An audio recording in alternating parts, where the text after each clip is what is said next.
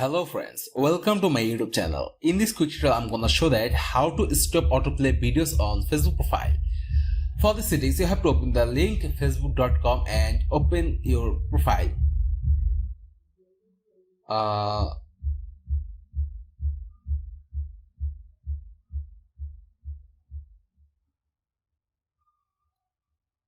On my account, you can see that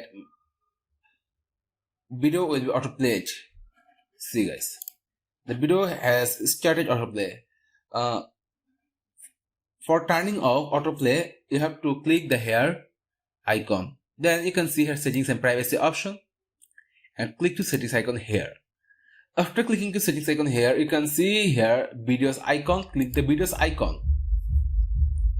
After clicking to videos icon, you can see here autoplay videos. Then click to default and turn it off.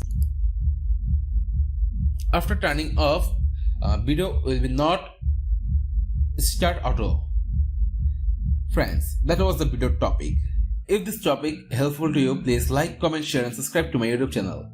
And press the bell icon for getting new videos notification. I will come with another new exciting video. Till then, take care. Bye bye my dear friends.